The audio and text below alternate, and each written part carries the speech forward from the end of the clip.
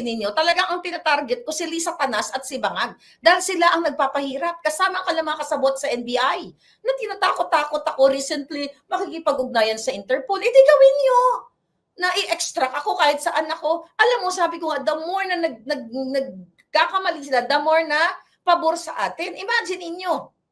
Ano ang sabi ni Santiago?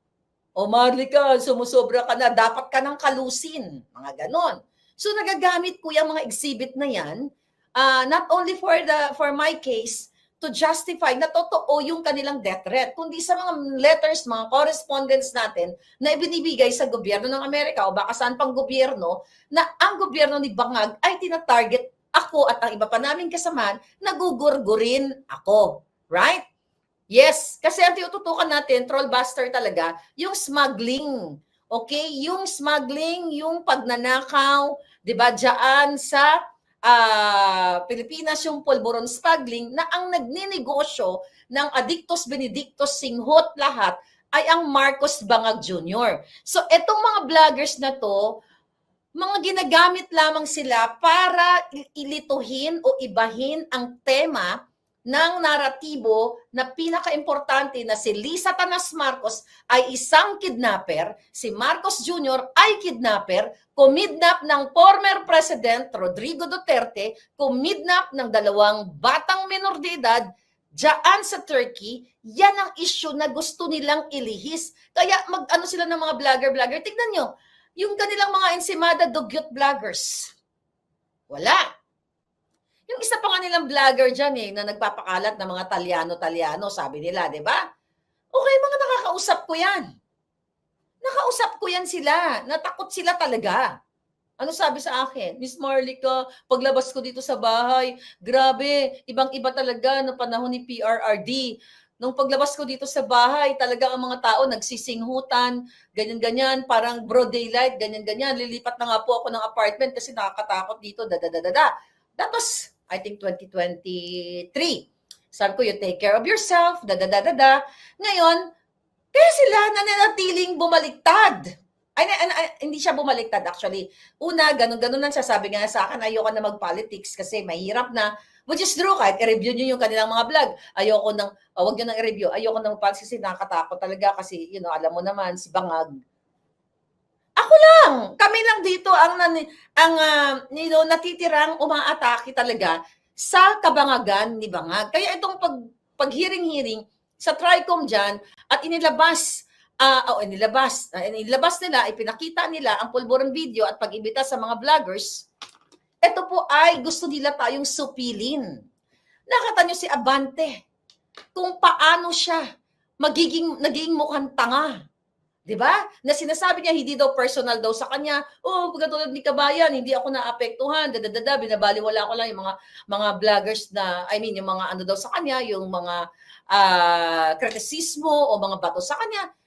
Binabaliwala mo palang gunggong kang, abante kang, jutang dyan ng matandang hukluba na hindi ka pakunin ng lupa. Bakit ka nagpatawag? Bakit kayo nagpapatawag ng ganyang klaseng hearing in aid of what? Not in aid of legislation, in aid to contempt people, ang tawag ito, critics. Di ba? Yung mga resource person, para takutin ninyo. Di ba? Yan ang katotohanan. Di ba? Para magbigay daw ng ayusin ng impormasyon at bigyan ng justice itong mga taong na sinisira ng pagpapakalat ng fake news, ganyan-ganyan.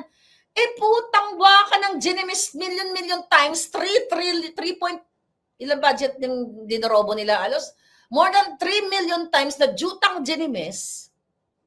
Kung naniniwala kayo sa bago nyong ekspertong forensic, okay, na si Talapera, at kung naniniwala kayo na ang video ay inedit o ito ay AI, di ba? Kasuhan nyo ako.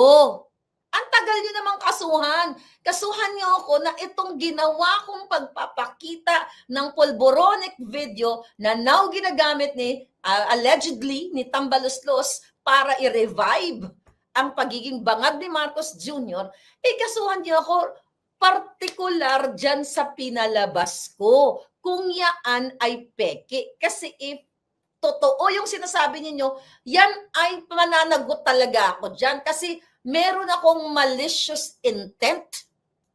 Pero kaya ko pinakita yung video na yan for public interest para sa mga sundalong supot, sa mga pulis na nag-addictus, na sabi nga ni Marbil, carry lang, singot, pinakita ko yan para sa inyong pang-publikong kapakanan, pang-Pilipinong kapakanan.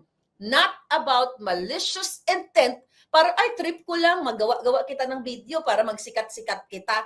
Mga julul, nasa mga kamay nyo na ang ebidensya na sinasabi nyo na ito ay AI, na ito ay edited.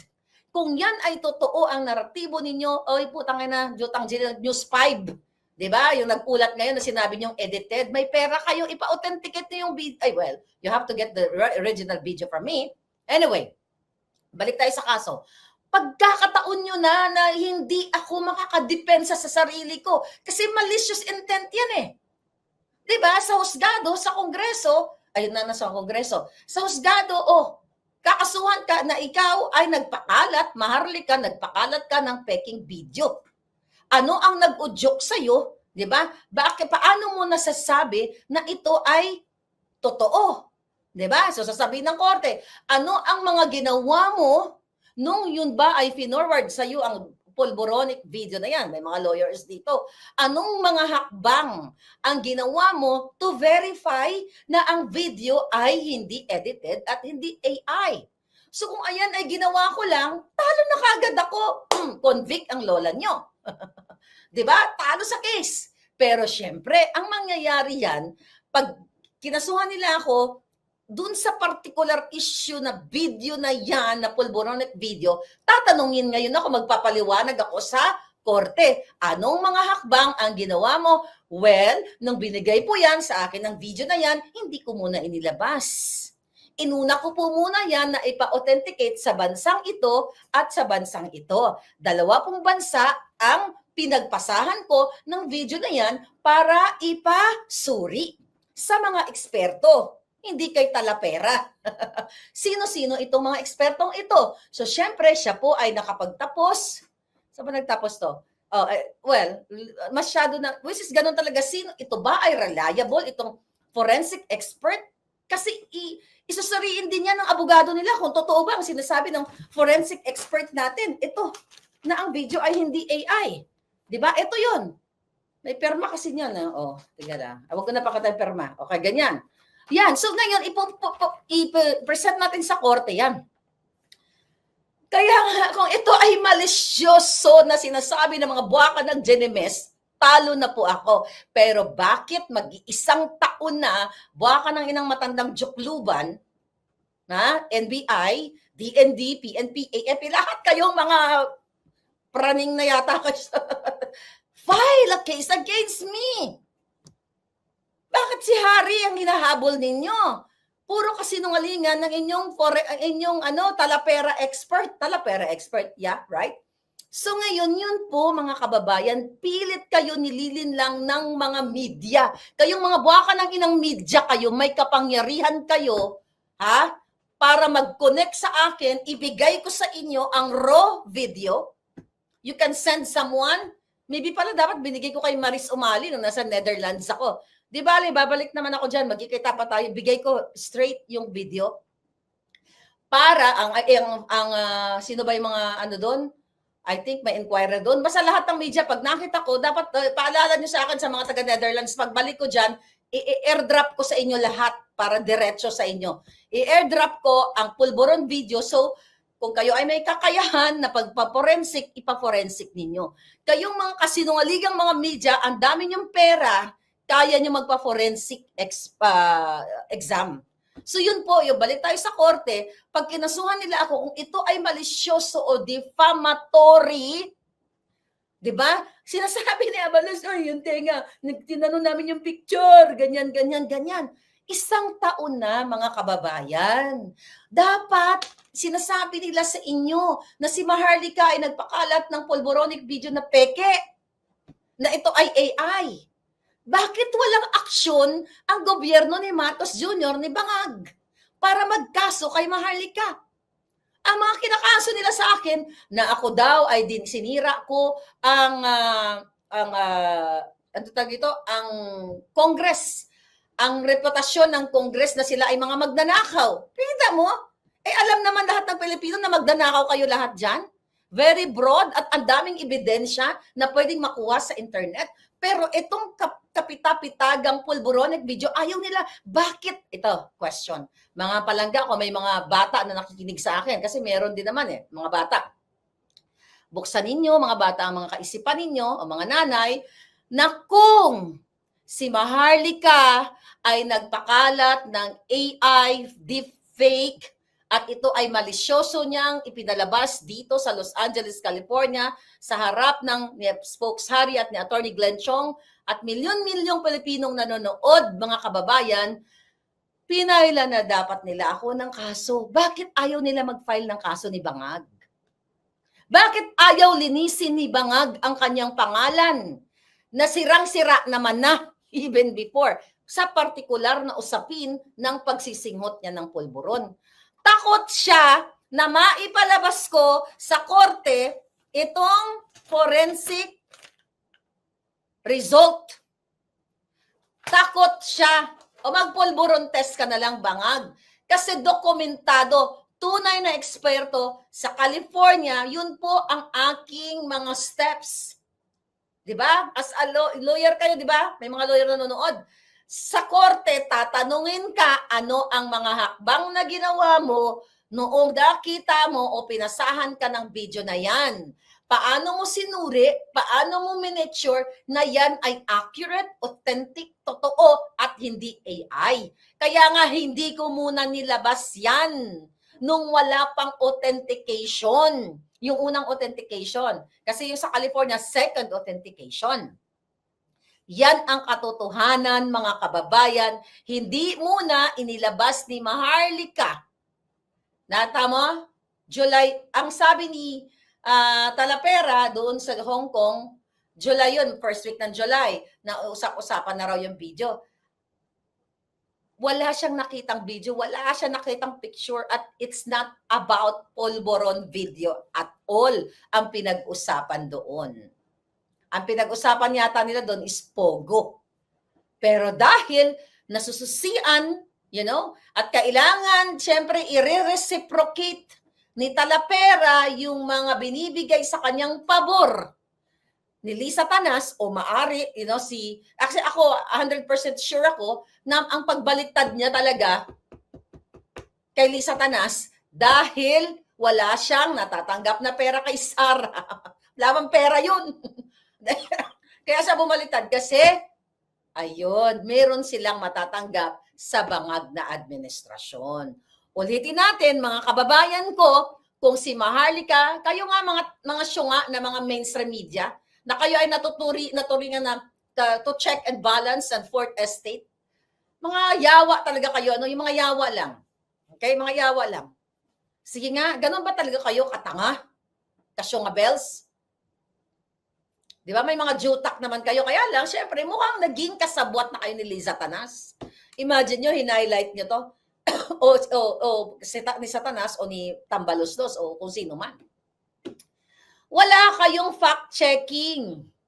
Yung mga fact-checking ninyo dyan, puro kasinungalingan. Hindi ba kayo nagtatanong, bakit si Maharlika ang tapang-tapang patungkol sa pulburon video, ayaw tumigil?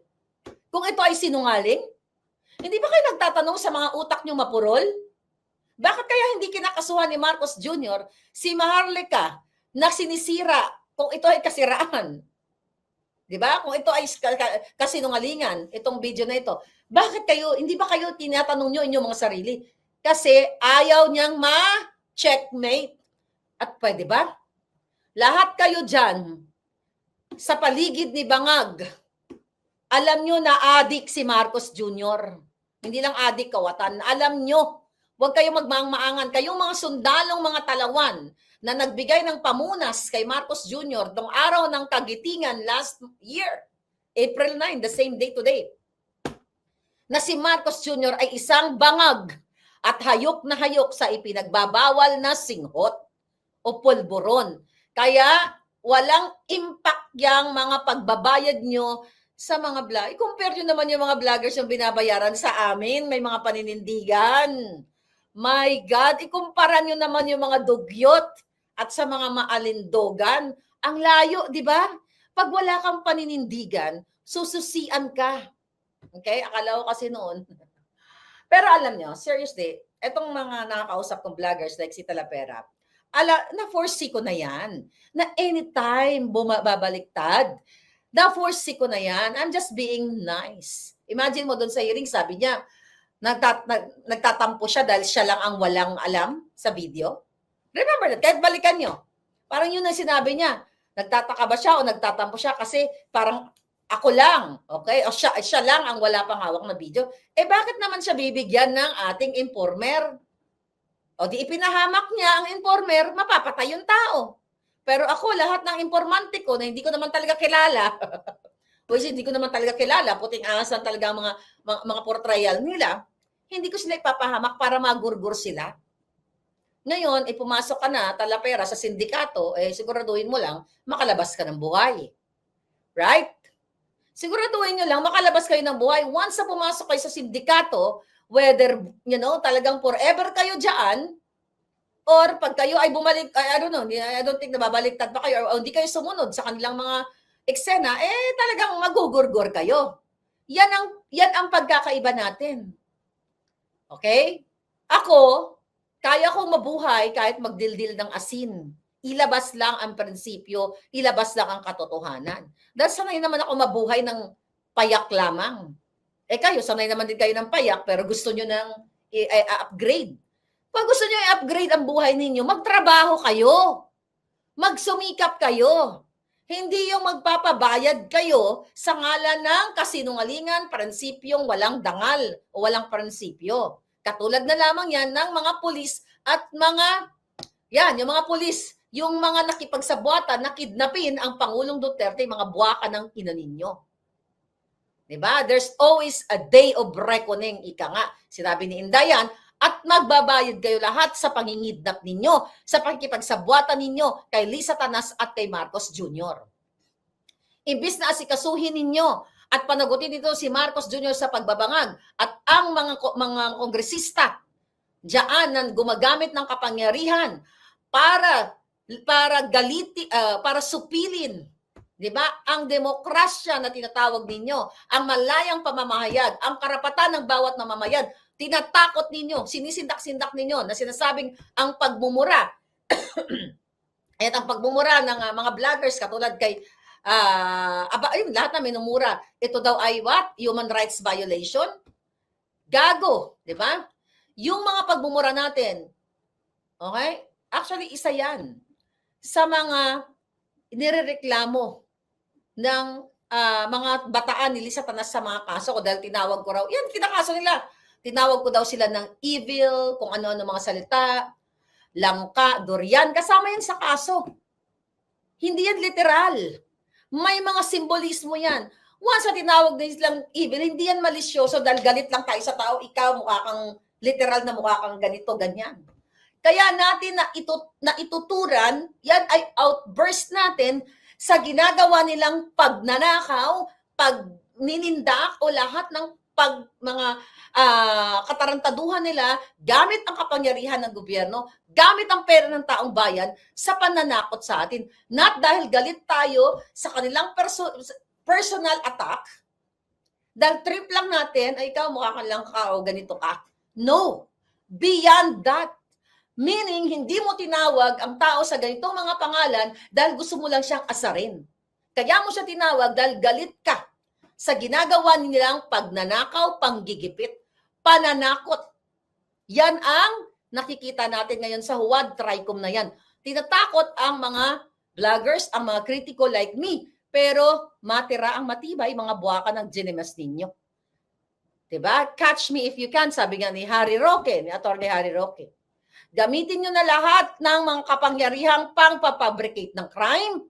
Ang pag-fabricate nyo pa lang ng address sa akin, mga buwaka ng ina ninyo. Diba? O, paano nyo ngayon i-justify yan? Lisa Tanas, Santiago, lahat kayong mga inayupa kayo, kung isasubmit nyo yung mga pangalan, ito, nakalagay mismo sa mga kasong ginawa nila. The fact na pineke nyo ang address kong mga buwaka ng genimis nyo, forgery. Kaso kayo, di ba? Pero ngayon, mga palangga, doon pa lang, hindi ko naman sila kakasuhan. I don't have money and I don't want to waste my time sa kanilang makakabulastugan. Sasagutin ko lang kayo. Pero hindi ako magsasayang ng pera. Ngayon lang yun, you'll never know ano mangyayari. So yan, nag-fabricate kayo ng address, nag-fabricate kayo ng crime, fabricated address, fabricated crime, sa tulong ni Bangag de Lisa Tanas para sindakin ninyo kung hindi pa rin kayo nagwawagi. Yung bibig ko, parang Armalite. Di ba? Kasi nasa katotohanan tayo, mga palangga.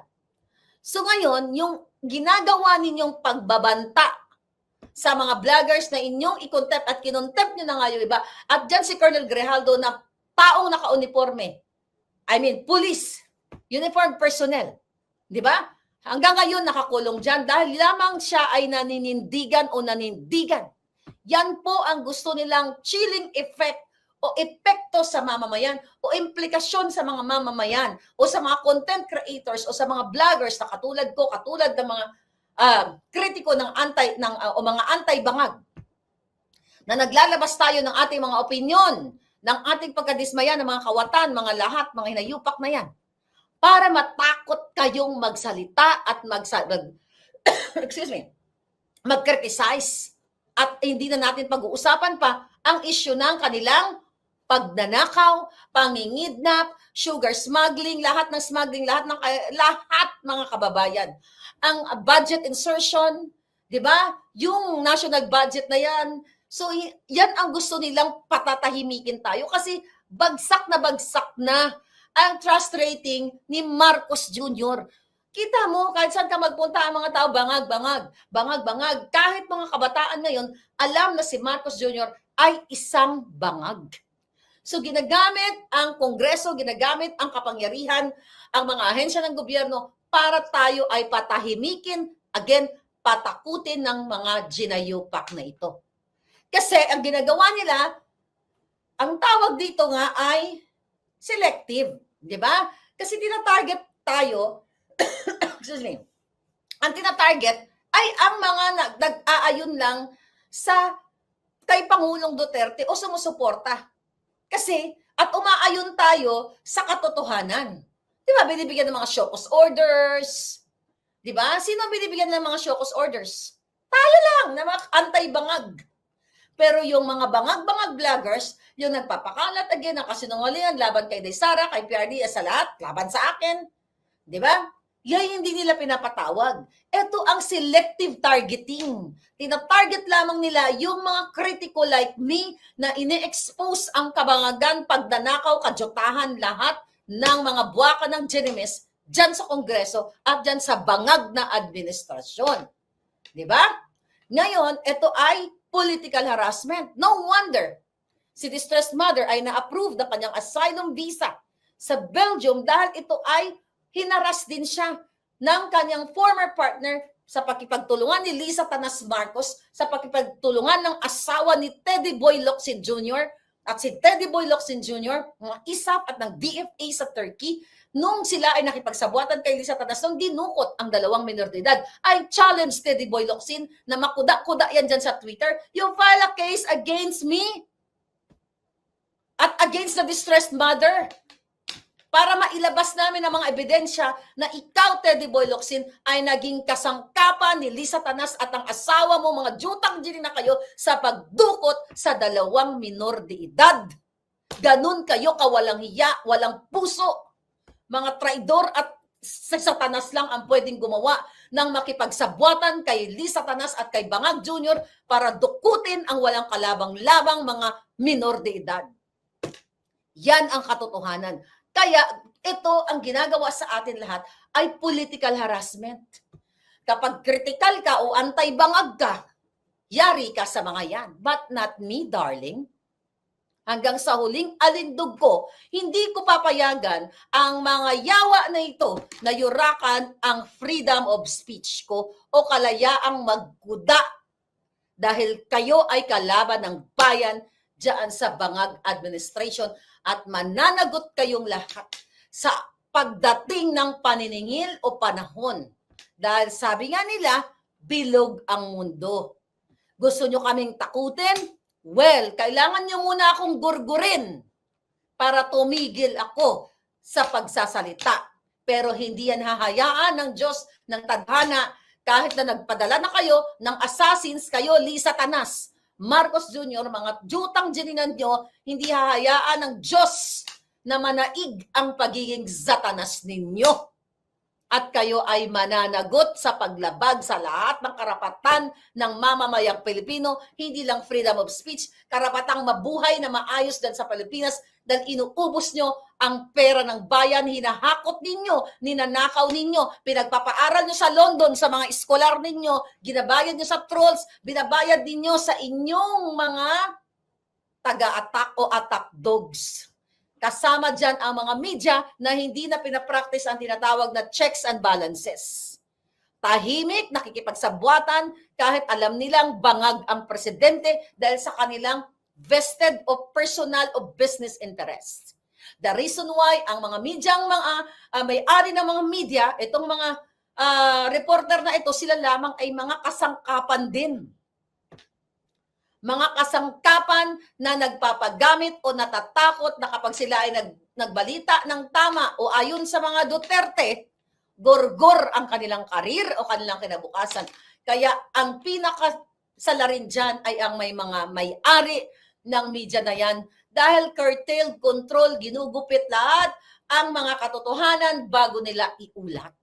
Ganyan po ang sitwasyon sa Pilipinas. Niyong mahal, nating mahal, ang pananakot ng mga walang hiya sa Kongreso, ang kanilang pag-power trip, dyan sa contempt na yan, ay malinaw na ito ay panggigipit at gusto lahat tahiin ang ating mga ngangabels. Yan ang katotohanan at sabi nga natin, mga kababayan, ay inaabuso o wini-weaponize nila yung kanilang kapangyarihan o ang tinatawag nilang legislative power o mga immunity chuchu, di ba? Ang kanilang mga immunity, kaya kung gano'n na lang ang bastusin tayong mga o takutin tayong mga kritiko. Di ba? So yan ang gusto kong isalaksak sa inyong mga jutak na wag po kayo pasisindak dahil kung lahat tayo, ito mga sundalong supot, kung magpatuli lang lahat ang mga ito at maninindigan, mananaig ang boses ng bayan. Hindi po bawal o illegal ang maninindigan para sa tao. Hindi ka naman gugurgur, di ba? Hindi ka naman gagawa ng dugo-dugo gang or yung mga dugo-dugo ba?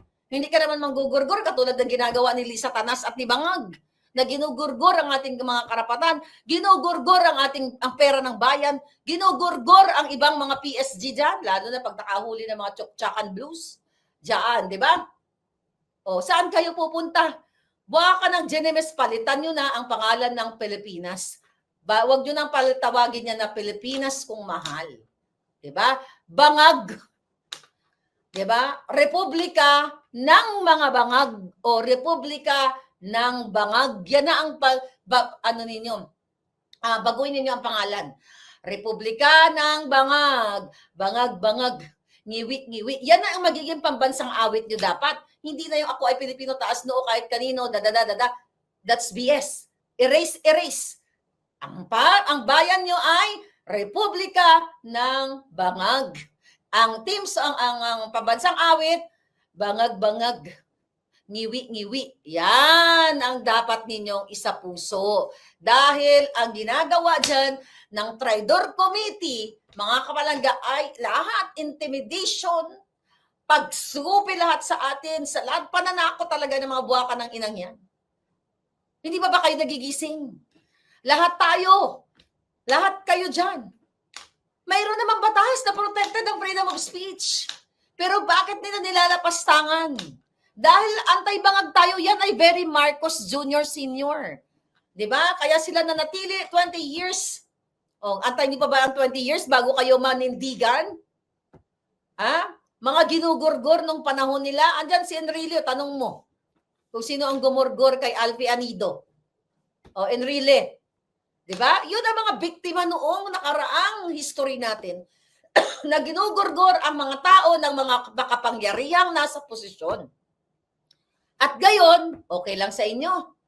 Ang ina, 20, 30 years ago, parang pag tinitignan mo, di ba? Ang Pilipinas, hindi umuusad, paurong. Well, nagkakaroon ng mga pagpapaganda dyan sa BGC. Sino ba mga nakatira sa BGC? Karamihan dyan, di ko naman nilalahat, mga adictus, benedictus, na mga cronies ni Marcos Jr. Nasaan ba ang bar, ang mga bar na na establishment na kung saan diyan sila tumitira, mga artista, diyan tumitira ng pulburon, open, okay lang. Yan na ang bagong bangag Pilipinas. Yan mga kababayan, 'di ba? Ang resulta ng ating pagkabudol. May batas tayo na protektahan ang ating malayang pagpapahayag, 'di ba? Sabi nga diyan, walang dapat ipasang batas sa pagsupil ng ating karapatang pagpapahayag, mamamahayag o chuchu-chuchu. Pero ngayon, ang mga mamamahayag, ang mga media ay kasabwat sa pagsupil ng karapatang pantao. So burahin nyo na rin lahat ng mainstream media. Dapat ang tawag sa inyo, bangag media. Kasi nakikipag-collaborate kayo, nakikipagsabwatan kayo sa bangag, republika ng bangag na, republika ng bangag. So ang tawag sa inyo, bangag media.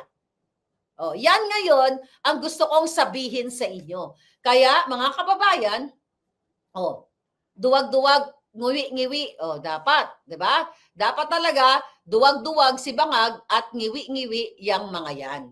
Ngayon,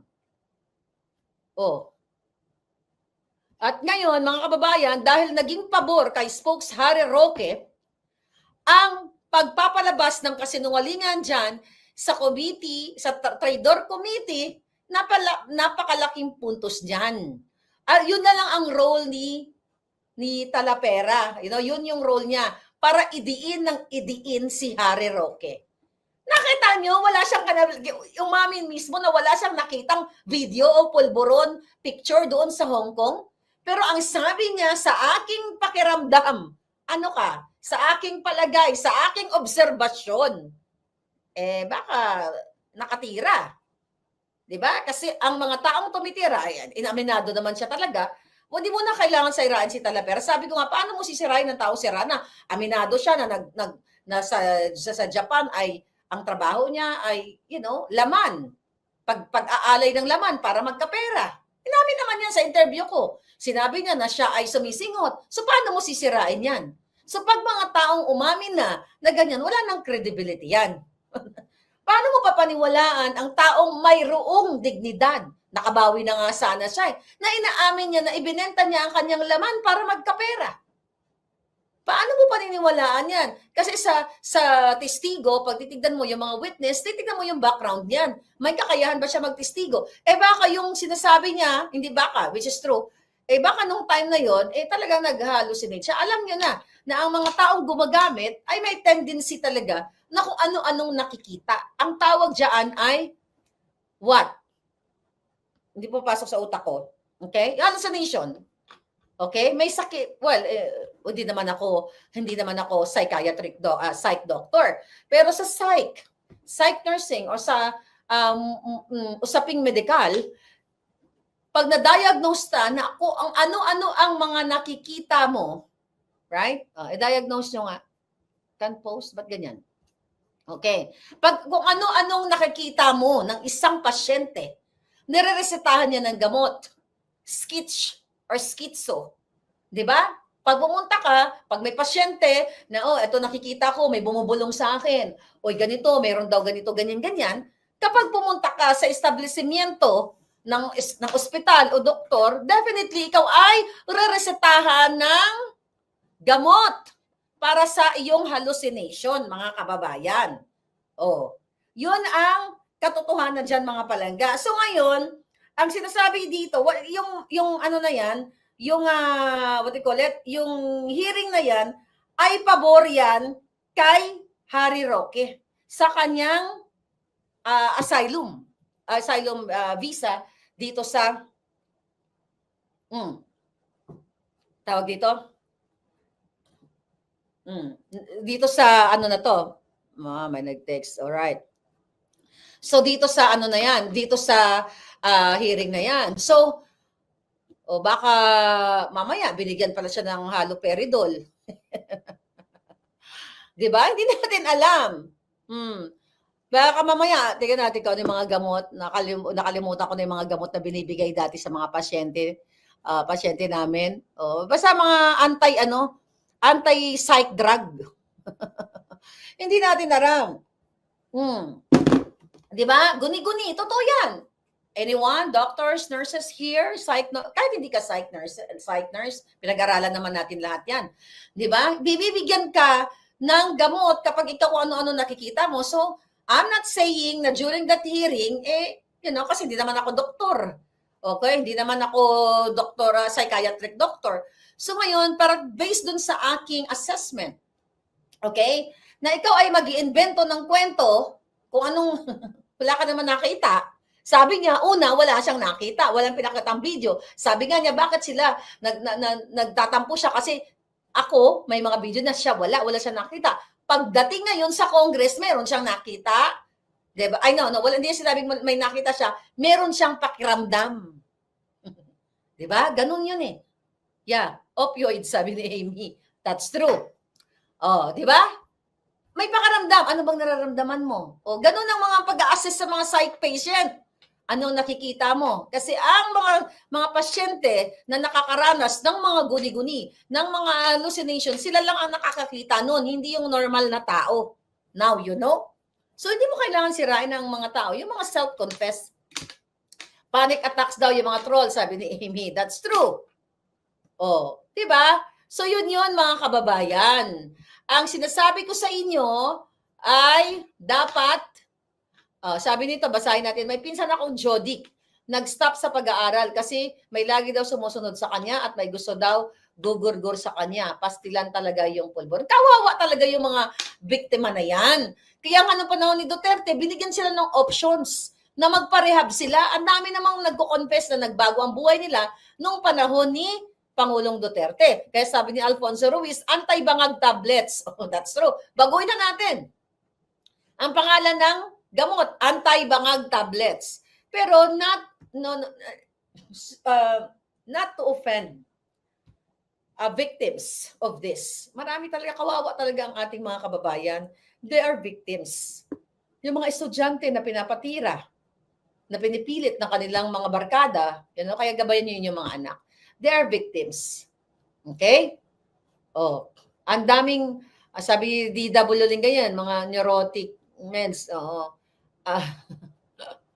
ano daw? Anti-sedition for you, okay? Anti-sedition. Pwede, di ba? Ay, nakakatawa. Baka zombie drug, sabi ni June. God save our country, sabi ni Darrell. Alright. Si Commander Aguila, mukhang alam na alam niya. Nasa medical to eh. Naku, kabisado mo talaga ha. Ayan. Ayan, kabisado ang mga gamot. Hindi makalimutan. Yeah. Yan ba may mga pasyente mga yun palangga? Haldol.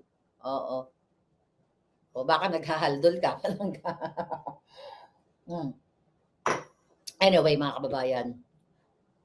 Puro old picture. Hallucinate pa more bangag. So ngayon, ang gusto ko lang sabihin sa inyo, pangwakas, may nagtatanong na aking email. Okay, my email is, ayan po ang ating email sa baba. Mag-email lang kayo. Lahat ng mga tao gusto magpadala ng mga ebidensya sa akin, huwag kayong mag-alala. You don't need to introduce yourself kung sino kayo, pangalan nyo, complete address, telephone number.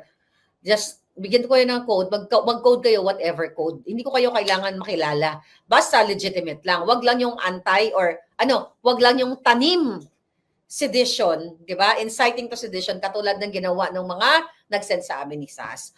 Muli, ito po si Maharlika, huwag tayong tumigil sa kaka-expose at kaka-share ng mga usaping bangag ni Marcos Jr. At mga kidnapping issue nila at smuggling, kawawa ang Pilipinas. Asahan ninyo, hindi po ako babaliktad. Never po akong bumaliktad sa aking paninindigan. Ang hindi pagsuporta sa mga bangag ay hindi po pagbabaliktad, kundi ang pagtindig sa katotohanan. Dahil mismo sinabi ko, nung bago pa umupo si Marcos Jr. na kapag oras na siya ay gumawa ng katarantaduhan, ako ang kanyang number 1 na kritiko. At yan ay pinanindigan ko sa harap ninyo. At para sa katotohanan, hindi po ako bumaliktad para sa pera. Ako ay nanindigan na makabangon, makaahon ang Pilipinas. Kaso, inilubog lalo ng mga bangag. Kaya ang angabels ni Maharlika, patuloy na maninindigan. At yun nga mga kababayan, anong masasabi niyo sa balitang ito? Maaring ihayag ang inyong opinyon at kuro-kuro sa comment section sa ibaba. Huwag din kalimutang mag-like, mag-subscribe at mag-share sa bidyong ito. Maraming salamat sa panonood.